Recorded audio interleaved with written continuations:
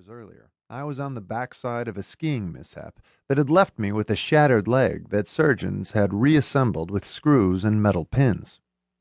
This shouldn't have hit me as hard as it did, but what can I say? For years I had wanted to run the New York City Marathon. I had dreamed of it. In some ways, I had counted on it. After my leg ended up on the wrong end of my unfortunate fall, I was told that my days of training for anything that put significant strain on the leg, much less running the marathon, were over.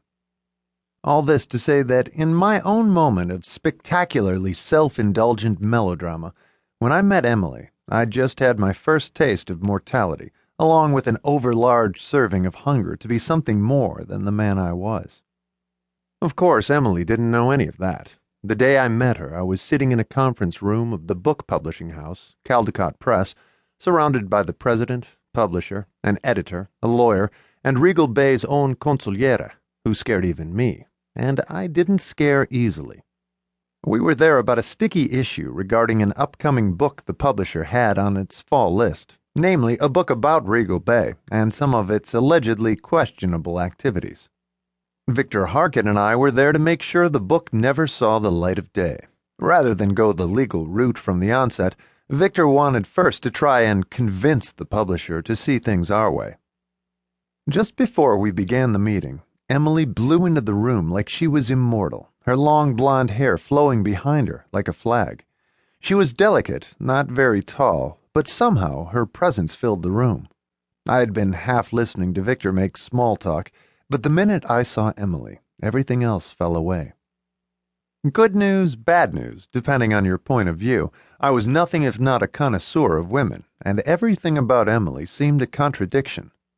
She was as beautiful as any of the models I dated, her white blonde hair long and loose, her eyes like an indigo sea, but combined with that intensity of energy and color, she wore a simple cream dress that hit barely above her knees. Not blue to highlight her eyes, or short to show off her amazing legs, like adding a constant in algebra to offset an equation, though in math the point is to solve for x. Emily seemed impossible to solve. I was intrigued. "Ah, Emily," the president said. "I was hoping you could join us." Introductions were made, and I gathered that while Emily was relatively new to the company, she had already developed a reputation for problem-solving. That the president thought she could solve anything with Victor Harkin made me smile. Though when I think back on it now, I realize that despite the contradiction of her, or maybe because of it, everything in the room shifted the minute she blew through the door. When Victor gestured toward me and said, "This is—" I cut him off. "Sandy Portman," I offered with a wry smile. "Just another cog in the corporate machine." Victor looked at me as if I had lost my mind, which perhaps I had. In actuality, I was Alexander Sandy Vandermeer Regal Portman, a direct descendant of both the Vandermeer and Regal families, founders of Regal Bay, one of Wall Street's oldest and most prestigious investment firms. Whether it was Emily's counterbalanced elegance or the easy confidence of someone who felt no need to impress, I'm not sure. All I knew was that for the first time in my life, I didn't want someone to know who I really was.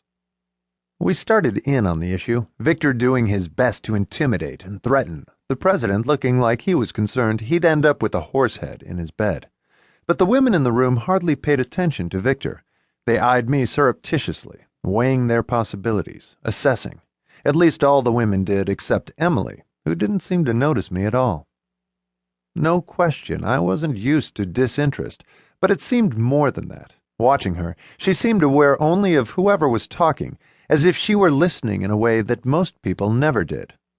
When every idea and possibility had been suggested, then discarded as not working for one or the other side, the president glanced over at her. "Emily, what do you think?" She considered for a second, then turned to Victor like some blue-eyed David doing battle with a Bronx-born Goliath. "I'm not sure I understand what the problem is.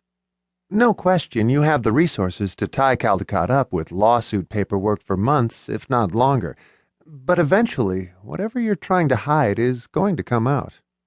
She tisked at Victor like he was a schoolyard bully getting caught playing rough on the playground. I doubted Victor had ever been tisked at.